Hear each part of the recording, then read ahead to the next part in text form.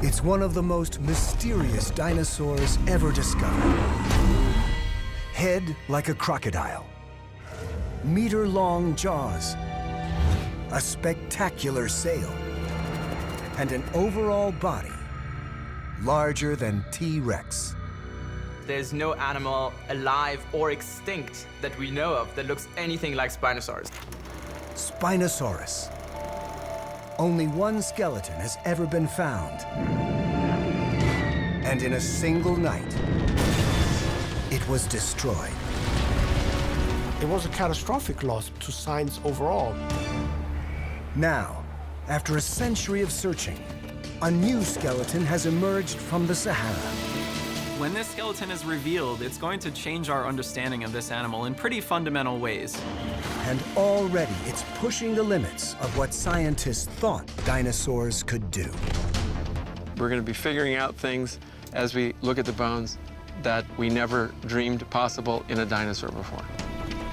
From the deserts of Africa to Nazi Germany, from the underground fossil trade to the cutting edge of digital paleontology. Can we solve the mystery of the world's biggest predator? I think Spinosaurus is ready now to occupy its space in the pantheon of dinosaurs. Resurrecting a lost killer, right now on this Nova National Geographic special.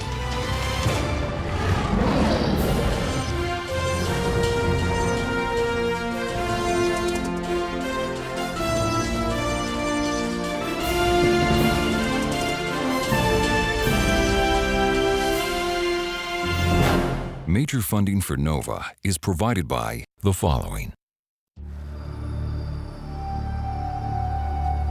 The Moroccan Sahara, 7 hours east of Marrakesh. A remote, barren desert. But hidden beneath the endless sands lies a treasure trove of fossils.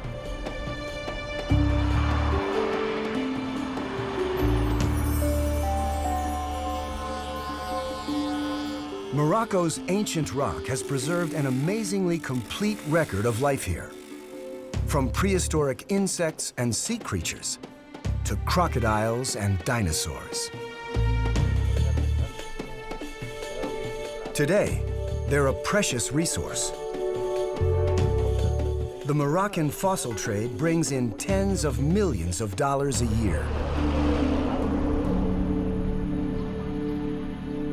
What you have here, it's a little bit like a geology book, you know? So you have fossils, you have trilobites, you have corals, minerals. It's literally the history of life on our planet laid out on these benches. That's why paleontologist Nizar Ibrahim is here. He's come to Morocco's fossil capital, Erfoud, in search of one of the rarest, most mysterious animals ever discovered. A killer, even larger than T-Rex.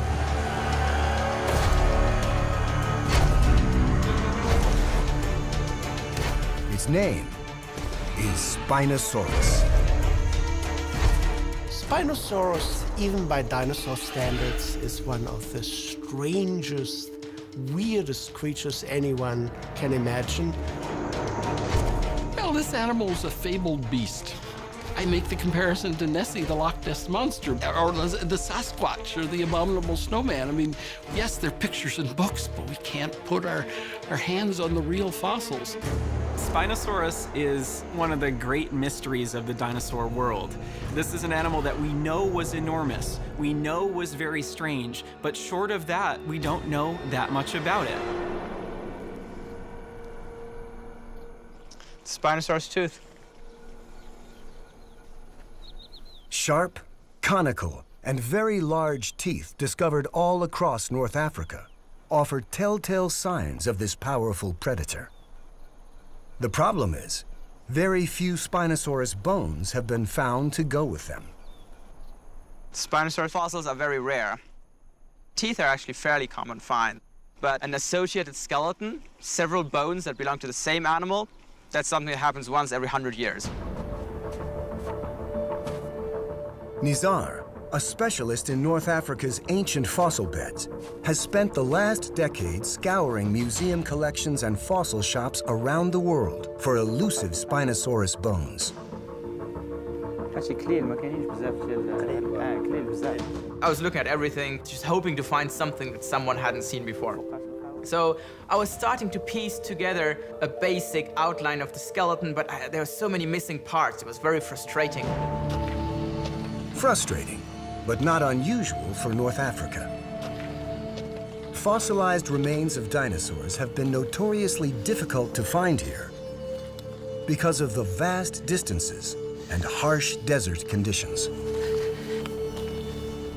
It brings new meaning to, a needle in a haystack. Nizar recently joined forces with paleontologist Paul Sereno, a leading expert in African dinosaurs. You know what it's like digging in some places in North America and China? It's littered with bones. We've got dozens of skeletons of T-Rex. In Africa, it's a totally different story. You have this great Sahara Desert, which extends literally in different directions, thousands of miles from where we're sitting here. Many without roads. You could spend a week here, easily, with an entire team, and not find one piece of bone. It's a challenge. Sereno has had more luck than most. In 1997, he discovered a predator named Suchomimus in nearby Niger. The name means croc mimic because of its long, narrow snout. He also found the only well-preserved skull of Carcharodontosaurus, the shark-tooth lizard. That was an incredible find. This giant T-Rex-sized skull, but had these stabbing 6-inch teeth. Together with the remains of giant crocodiles, flesh-eating birds, and Spinosaurus. The few fossils found here indicate that 95 million years ago, this may have been the most dangerous place in the history of Earth. A habitat of giant carnivores covering much of North Africa. This is possibly unprecedented in Earth history. Big predators tend to be rare. It takes a lot of food to feed a population of large carnivorous animals. It just seemed like a place that shouldn't really exist. It's a mystery Nizar believes he can solve if he can just find another specimen of the enigmatic Spinosaurus.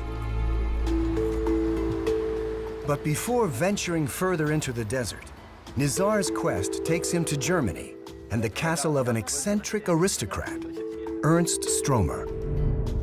The little we know about Spinosaurus begins with him.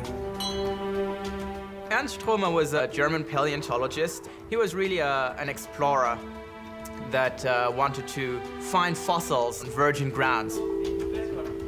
The year is 1910. Fossils are hard to come by in Germany. But across the Mediterranean, in the deserts of Egypt, come reports of vast formations of ancient rock. Stromer is eager to explore them, not for dinosaur fossils, but for early mammals, to chart their diverse evolution.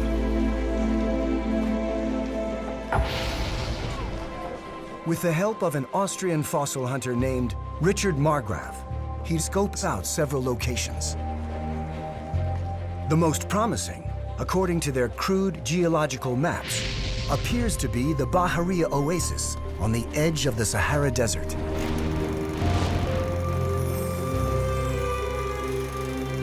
Stromer was used to going to nice restaurants in Munich, living in a castle, and here he is in the middle of the desert. It's hot, he's hungry, he's not happy with the speed of the camels, and it's a really difficult situation for him. Ever the meticulous scientist, Stromer recorded his many travails. His granddaughter, Rotraud, still has his many journals and photographs. My grandfather didn't throw anything away. If every generation were to do that, the biggest castle would soon be full. Half German and half Moroccan, Nizar feels a special connection to Stromer. His works offer valuable insight into a man whose discoveries have been largely overlooked. The fact that Ernst Stromer was a great paleontologist, one of the best paleontologists in the world, had been forgotten was something that I thought was really tragic. So from a relatively early age, I thought, well, one day, we're going to restore his legacy. Stromer's journals make it easy, documenting every step of his 3-week desert trek. He writes of rainstorms and sandstorms, of frustrations with his crew. But when he finally reaches Bahariya, his luck begins to change.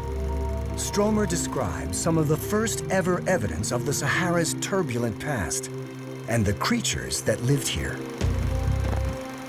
I find red layers preserving shark fin spines, fish teeth, and, to my joy, also small vertebrae of reptiles. And then, at 8:40 a.m. on January 18th, I find 3 large bones lying next to each other.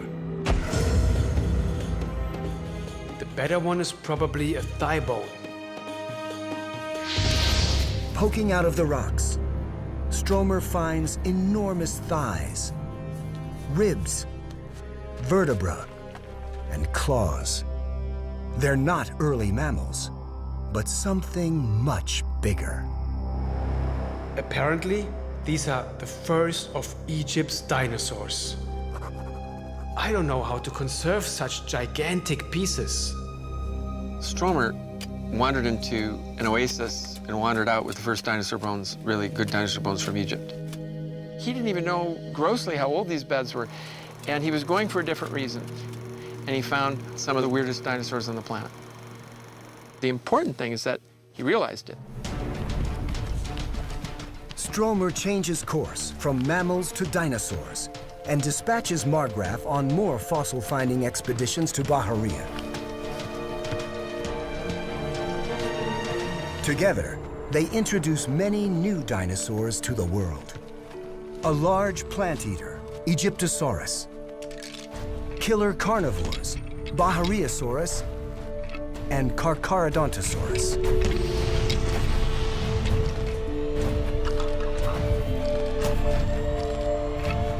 And the biggest, most bizarre dinosaur of all. In 1912, Marggraf makes a remarkable find in Baharia's 95-million-year-old sandstone. Long chunks of spine, massive ribs, pointy teeth, and a well-preserved lower jaw. Back in Munich, it takes Stromer several years to piece this unique creature together.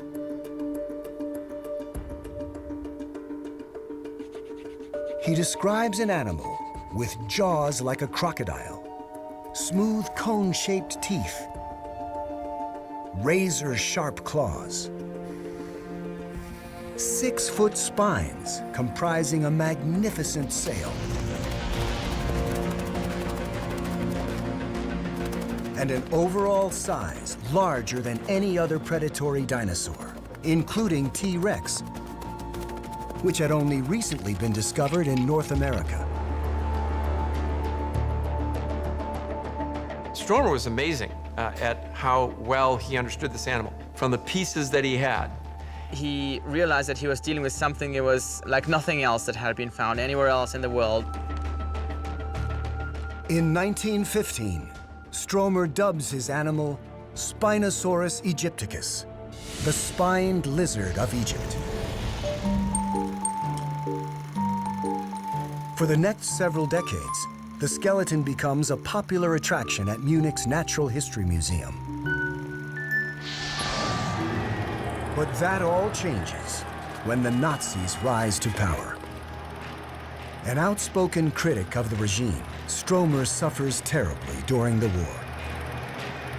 All 3 of his sons are sent to the front lines. Only one, his granddaughter Rotraut's father, survives. And if that isn't enough, even Stromer's life's work becomes a casualty of war. We're in Munich here, Neuhauser Straße 51. This is the exact place where the Spinosaurus skeleton was mounted. It was a great collection, one of the biggest natural history collections in Europe. So Stromer was very proud of the things he had found, and he tried very, very hard to have them put into a safer location. But the museum director, a dedicated Nazi, refuses to move the fossils. And on the night of April 24th, 1944, hundreds of Allied bombers dropped thousands of bombs on Munich. The museum is destroyed. Spinosaurus is lost to history.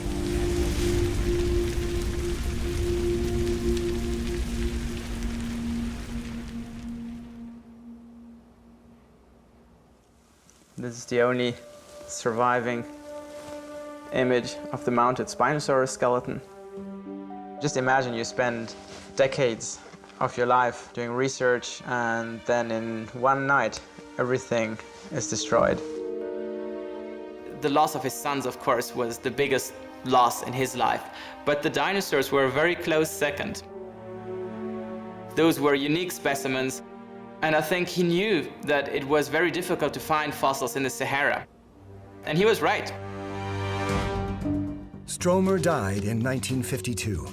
His journals and photographs survive, but without skeletons to grace exhibit halls or fossils to study, his dinosaurs are overshadowed by T-Rex and other more familiar beasts. Not having the original Spinosaurus skeleton is a tremendous loss to dinosaur paleontology. We can't go and examine his observations directly. You had this fleeting glimpse of something and then it's gone. I mean, this is about as frustrating as it gets for paleontologists. 60 years later, Spinosaurus and the terrifying world it lived in is as mysterious as ever.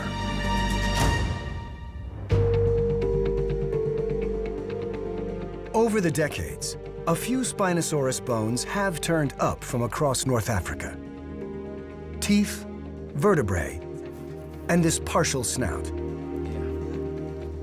They're isolated pieces mostly, dug by amateur fossil hunters and sold to private collectors on the black market. But if scientists don't know where they come from or what they were attached to, they hold little value.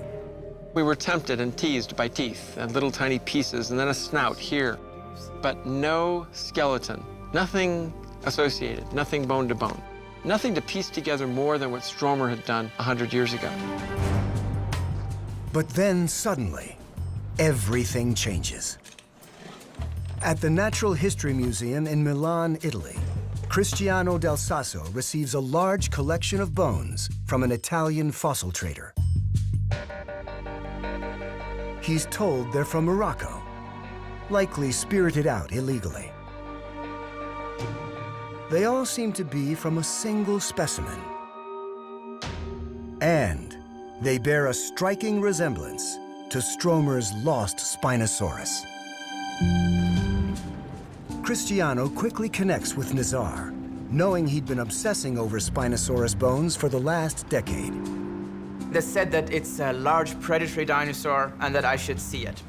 So I traveled to Italy on my small doctoral student budget, and I saw this really amazing layout of bones on a table. Tall spines, leg bones, foot bones, skull fragments. It was a collection of fossils, even more complete than Stromer's. I was just amazed. It was, a difficulty breathing. I was just thinking, my God, is this what I think it is? Convinced the skeleton is Spinosaurus, Nizar arranges to have all 60-odd bone fragments moved to Paul Sereno's lab at the University of Chicago to be systematically studied. When finally this specimen of Spinosaurus showed up, we were picking our jaw off the ground. Nothing made sense. Sereno expected Spinosaurus to be similar to Suchomimus, the other meat eater he had discovered in North Africa. Suchomimus lived 15 million years earlier than Spinosaurus, around 110 million years ago. It too had a long snout, conical teeth, and a sail, so Sereno determined that it was actually a cousin of Spinosaurus. But Spinosaurus had taken those adaptations to the extreme. We began to realize pretty quickly on that this animal was no ordinary dinosaur. The team could see immediately that some of the new Spinosaurus bones matched the ones in Stromer's old photographs, especially those characteristic spines. In the front part of the sail. What do you think of the tailbone? But now they had new bones that Stromer never had. Flat feet, hand and thigh bones, pieces from the back of the skull. The makings of an animal more bizarre than even Stromer could have imagined. So this is really the jackpot. But all these bones are missing one crucial bit of information: where they're from. Most fossils from Morocco are found by private collectors and actually bought and sold on the open market. And so when you do this, the critical contextual information is lost. To truly understand a dinosaur, we need to understand the rocks that it came from. Nizar has no idea where these bones originated, but as he studies them closely, he notices something eerily familiar. The cross-section of the spines have unusual lines running through them, perhaps fossilized traces of blood vessels. No one knows what they are, but to Nizar, they're a smoking gun. He remembers seeing similar bones in Morocco just a few years earlier. I thought, this is something I've seen before. I've seen a small chunk of bone, just like that one. And I thought, wow, I wonder if this is maybe the same specimen. If it is the same specimen and the bones match, Nizar might be able to track down the fossil hunter who dug them up. The only person who could take Nizar to the exact spot the dinosaur was pulled from. It's a long shot, but worth a trip back to Erfoud. Nizar has to rack his brain to remember details of the fossil dealer who first showed him the chunk of bone. He vaguely recalls a tall, mustached man in a white tunic. It became clear very quickly that that description fit many men in her food. Everybody thought that I was crazy. This had never been done before. Moroccan fossils have been described for many years, and nobody has ever been able to trace them back to the original site.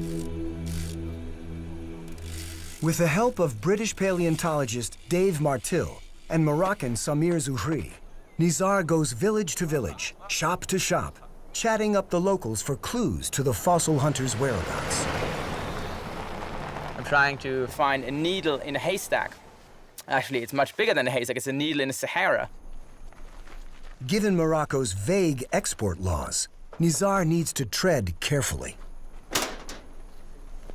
Dealers here are allowed to dig up and sell all the common fossils they want. Trilobites, ammonites, even dinosaur teeth. Oh, wow. But exporting rare fossils out of Morocco without a license is illegal. Even if Nizar does find the man he's looking for, there's no guarantee he'll agree to help. Those are some big teeth. There's some really nice specimens here, but it's all isolated pieces, so that's all they're finding here. No associated skeletons. This is not where our skeleton came from, that's for sure. The trail in the fossil shops is going cold. Nizar decides to head south from Erfoud toward Morocco's ill-defined border with Algeria, where most of the country's fossils are found. Is he one of the diggers? Yeah, he's one of the diggers. Oh, excellent. Oh, you should know where he's going then. Diggers here don't have any special training. With shovels and other crude tools, they bore tunnels straight into the rock, pulling out any fossils they can, often damaging them in the process. They're just digging to get out what is, in essence, strange-looking rocks. They don't document the circumstances. They don't document, in most cases, where something actually came from. It's really like a Swiss cheese, lots of holes and openings. And of course, there's no scaffolding, no support structures, and it's pretty soft sandstone. People have died, and of course, they're breathing in all the dust every day. Very difficult work. Despite the risks, diggers depend on the income, and paleontologists depend on them, crude as their techniques may be. Now, this is how most fossils are found. You know, most fossils are not found by professionals. You know, if they weren't doing this, there's nobody else that has been out here collecting things in a systematic fashion.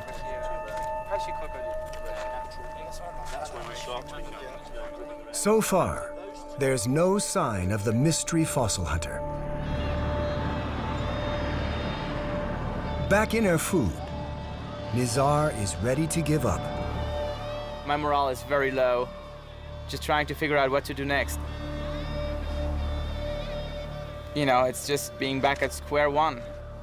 And right in that moment, when I'm at the very lowest point, this figure walks past me. And after just a few seconds, it became clear that he was the man I was looking for. He was the one. Against all odds, the man actually remembers meeting Nizar several years ago. He recalls showing him a chunk of bone with lines running through them. And yes, he did dig up the rest of that skeleton. I can't believe my luck. Worried that the skeleton is now illegally abroad, the man insists that his identity be concealed. Nizar tries to convince him, in Arabic, to lead them to the dig site. He's concerned because he thinks that if someone recognizes him, he might get into trouble. So I explained to him that this is not a fossil dealer situation. I'm studying these fossils. I want to know where exactly they came from, and they'll return to the country of origin. The man agrees, finally, to take Nizar to the site where the fossils were pulled from the ground. After nearly an hour drive, most of it off-road, and a 30-minute trek up the side of a mountain, the dealer leads Nizar to a nondescript-looking hole in a hillside.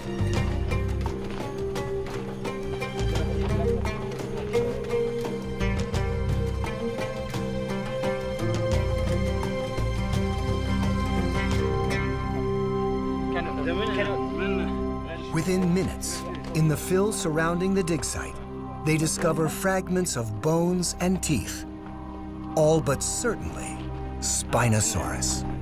This is amazing. I mean, this will take some time to sink in, but this is amazing. It feels really surreal.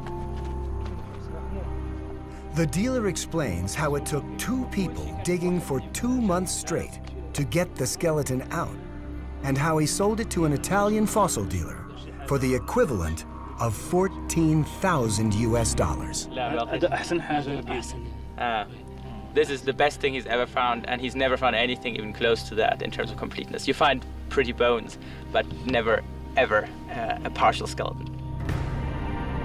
The fact that they were able to relocate the discovery site of the skeleton is remarkable and is going to provide much needed information about the environmental context of Spinosaurus. Within months, Nizar rallies Paul Serino, Cristiano Del Sasso from Milan, and colleagues from the UK and Morocco to conduct a more thorough excavation. Wow, so this is it. Wow. Their goal now is simple: characterize the rock and landscape to see when and how Spinosaurus lived, and if they can, find more bones. Rather than boring tunnels straight into the rock, as the fossil hunter did, paleontologists excavate from the top. Oh, this is the overburden. A very hard rock over the layer that had the Spinosaurus bones. So we're widening this opening to the cave until we can get a surface here that is just above where the bones were found. We know they were found in a layer right down here. So to move this layer is the pay dirt here. At the bottom of the hill, Dave Martill takes a different tack, sifting through the tons of fill the local digger already discarded. This stuff here is the overburden that the original guy who made the discovery threw to the side while he was trying to excavate the bones. But I don't think he was looking carefully enough, so I'm going through all of this. He needs to pass a massive amount of material through his sieve. But after several hours, Dave strikes pay dirt. Chunks of cone-shaped teeth, even a piece of jawbone that are all classic Spinosaurus. Well, even from small bits like that, I stand a chance of rebuilding an entire tooth, which is what I intend to do. It's just that I've got about 3 tons of material to sift through. The scientists scramble over the rocks for days, retrieving and assembling as many bits and pieces of the skeleton as they can.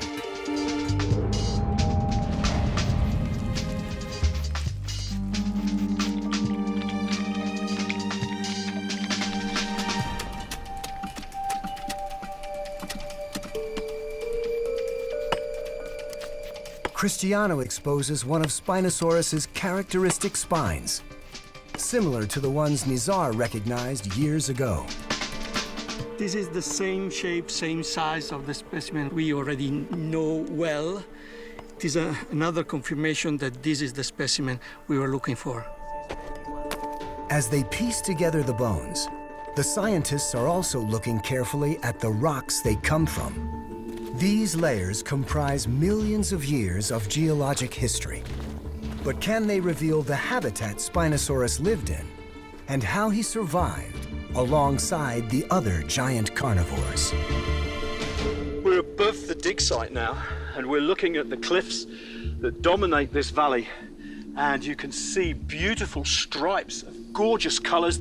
Each one of these layers represents a change in the environment.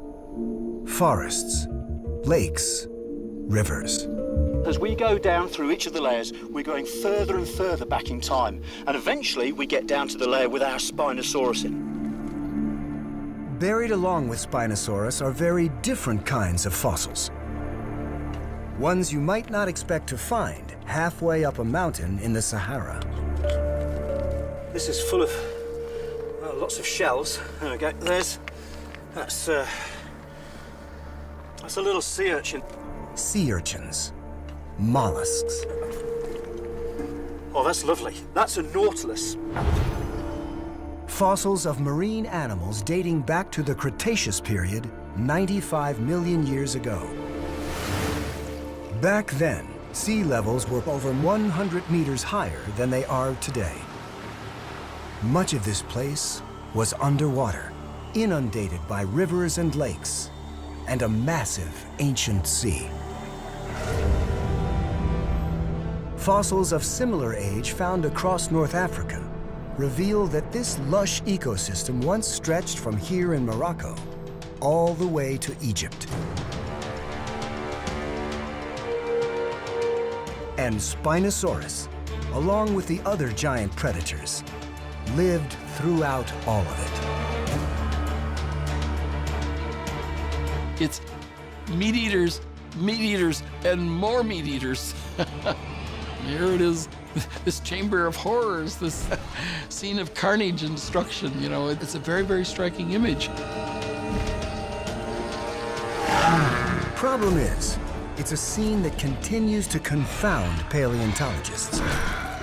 They've found all these fossils of carnivores from this period, but relatively few herbivores for them to eat. This is unheard of. There's too many predators. And when you look for the herbivores that are found in the formation, you really have a tough time. I mean, they're not only underrepresented in bones and teeth, but it's hard to find a herbivore footprint. Stromer himself realized this puzzle. You know, there's all these big carnivorous things around, but nothing, nothing obvious for them to eat. Unless They were eating something else. There's another bivalve. There's lots and lots of bivalves.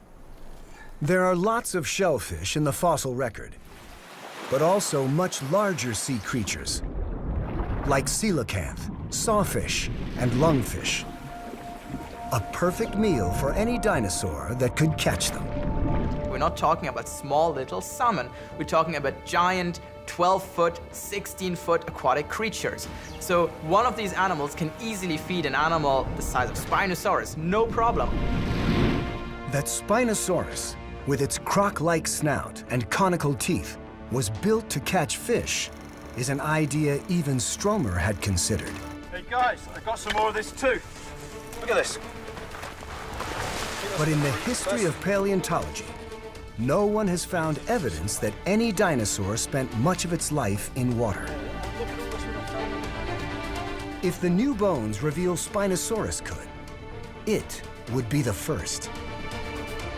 And that may help solve the mystery of North Africa's predators.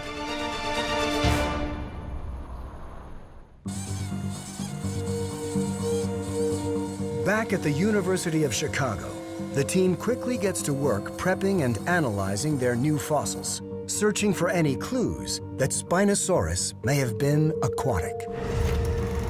A full century after Ernst Stromer first studied and described Spinosaurus, Nizar and Paul finally have a new skeleton to study. Extremely exciting to hear that there was a skeleton out there. It's like, wow. Paleontologists have been awaiting the discovery of a new Spinosaurus skeleton ever since the first one was destroyed. Now just imagine if we lost all of this in a single night. Yeah, well, if there's any threat of a bombing raid here, we are hiding these fossils in the deepest cave. Just to be safe, the first order of business, copy the bones. While Stromer described all of his bones by hand, Nizar and team use a CT scanner to digitize theirs in, bone by bone, producing a three-dimensional picture accurate down to a fraction of a millimeter. Back in the lab, paleo artist Tyler Keeler then manipulates the hundreds of files and begins assembling a virtual Spinosaurus. We have just now moved into the digital age for dinosaur reconstruction, in the sense that you can go literally from a bone to a digital model of the bone, to a digital skeleton, which you can simplify enough that you can make it move. You can make it walk. You can ultimately put skin on it. The skeleton is about 40% complete, a surprisingly high number compared to most specimens. Very few dinosaurs are known from a complete skeleton. There are lots that are known from a toe bone, a tooth, in most cases just distinctive enough to just tell you, yes, there was something there, but that's all there is. The digital model allows the team to take their skeleton much further, even incorporating some bones they don't actually have. Using scans of Stromer's original photos and resizing the bones to match their specimen, they can add in bits of jaw and spine that they're missing. For the parts on the back that we didn't have, we're looking at Stromer's figures to fill those in. That's a Stromer specimen. Right, those are Stromer's. Scans of Suchomimus, Spinosaurus's croc-snouted cousin, help fill out the skull. Here's actually the Suchomimus brain case, fills in the back end very nicely. Scaling and incorporating bones from other specimens, they up their total from 40 to over 60%. Then, it's a matter of fitting the bones together. Just getting the jaws to close properly takes 14 days.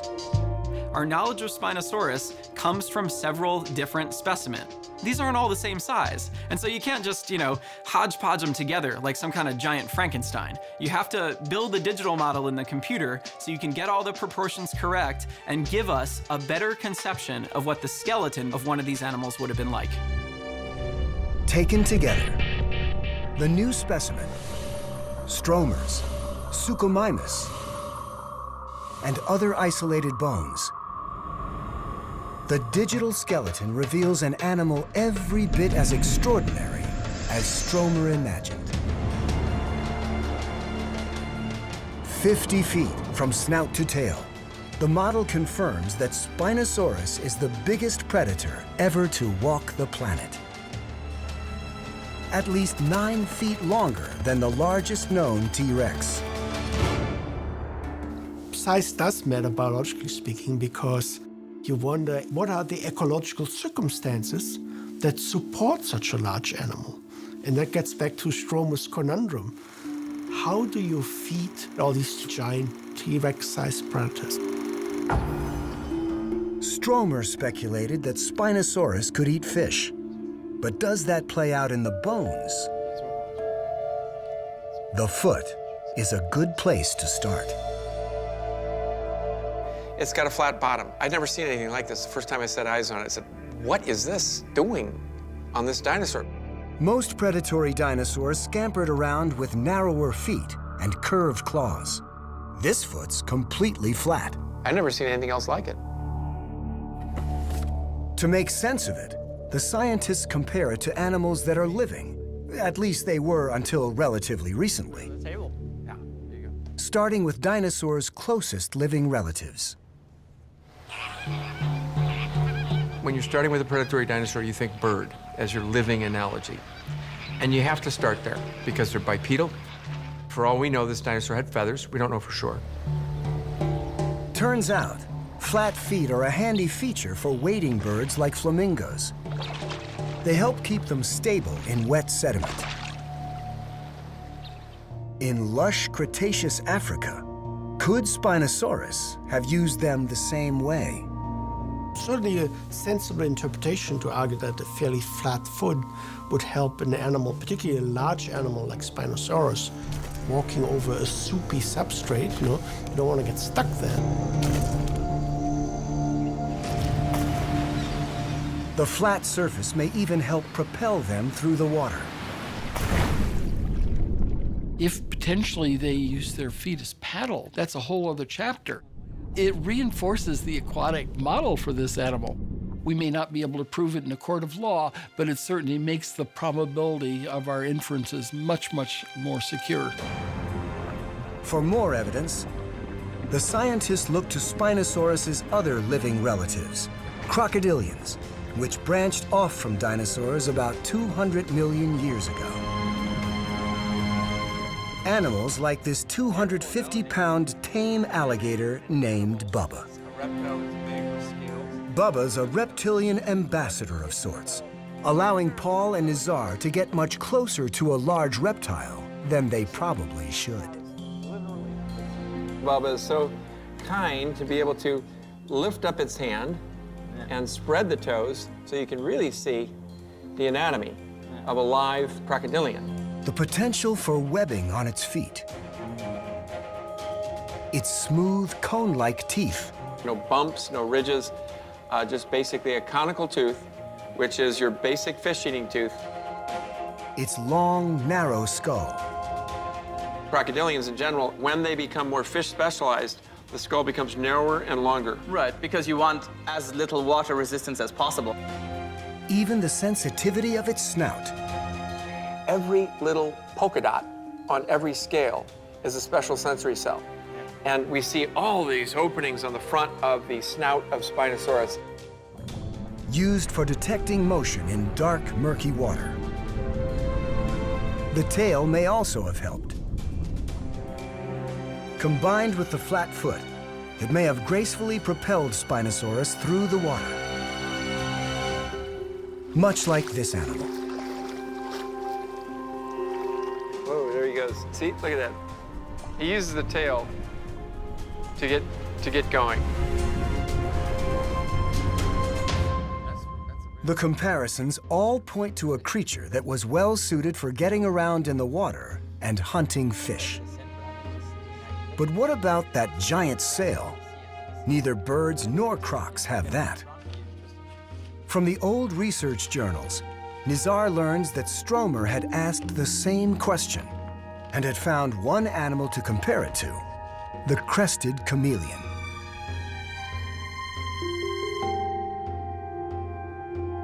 Look at this, right where that ligament attaches, there's an expansion. That's right, they all have this broad base, right? Wow, that is absolutely neat. Sails evolved independently many times. Why isn't always clear. For storing fat, shedding heat, or as a display to warn off predators or attract mates. A likely use for thin, narrow spines like these. I think this was display. It was to make yourself look bigger. Maybe there was competition for mates. Maybe the health, the size of your spine was an important factor. With the animal comparisons in and the digital model complete, there's only one thing left to do. The original bones will be repatriated to Morocco. But the team isn't confining its dinosaur to a computer forever.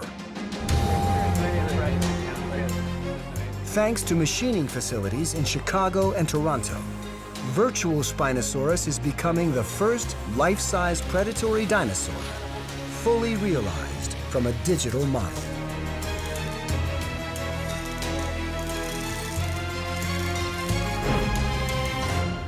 Seeing it for the first time, up close and personal, Paul and Nizar are confronted with just how massive Spinosaurus is, and how bizarre. It's front heavy. You've got an 8-foot+ sail made of solid bone. You've got an elongate trunk, longer than most dinosaurs. You've got massive forelimbs, the most massive of any dinosaur, a long neck, and then a long skull, cantilevered on this side. Where's the balance?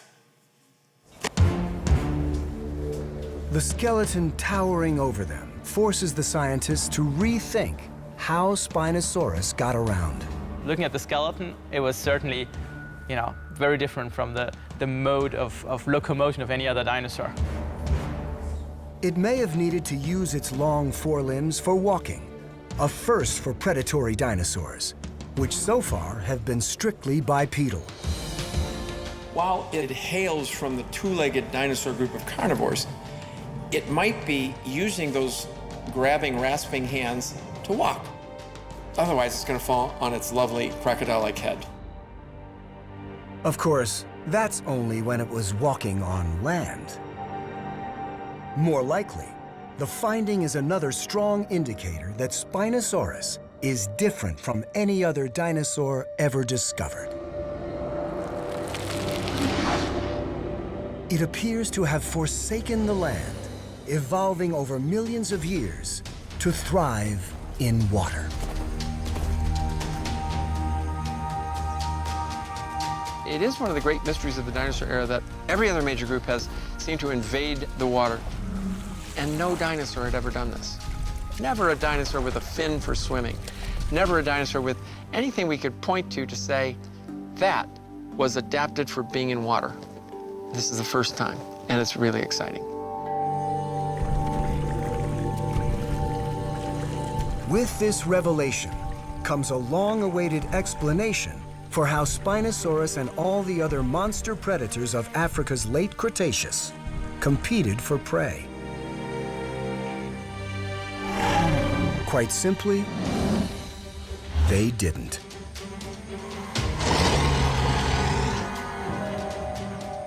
Some large dinosaurs would have preyed on the region's limited meat supply. Spinosaurus may have only come up on land when it needed to lay eggs or move to another river. But put it in the water, and it was perfectly adapted to hunt a boundless supply of fish. If one of you is feeding on fish and the other one is feeding on large dinosaurs, you're not in direct competition, and that means more large carnivorous animals can occupy the same habitat.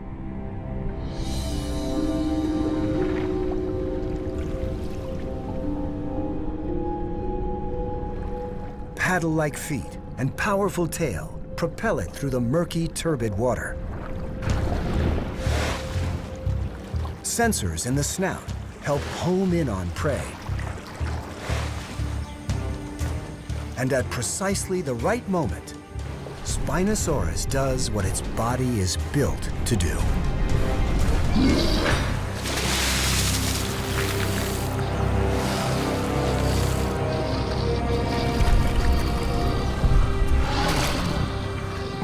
It all makes sense, you know, being big, having these strange proportions, having these unusual feet, this big sail. Once you really understand the world Spinosaurus lived in, all these adaptations make sense. And now, Spinosaurus makes sense too. It's been an odyssey spanning 3 continents and 100 million years. But finally, it can take its place among giants.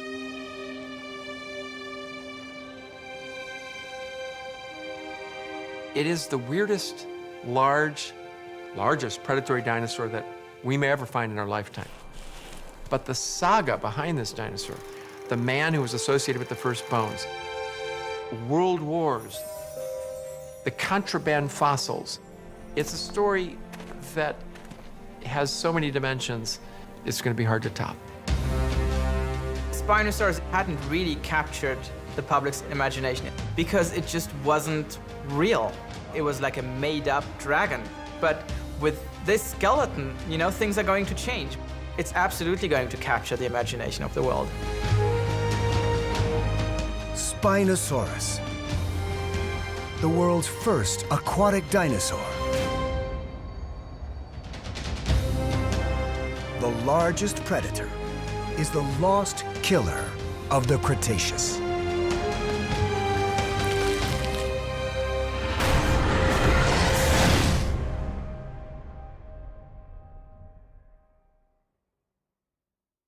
The exploration continues on Nova's website, where you can watch this and other Nova programs, see expert interviews, interactives, video extras, and more. Follow Nova on Facebook and Twitter, and find us online at pbs.org/Nova.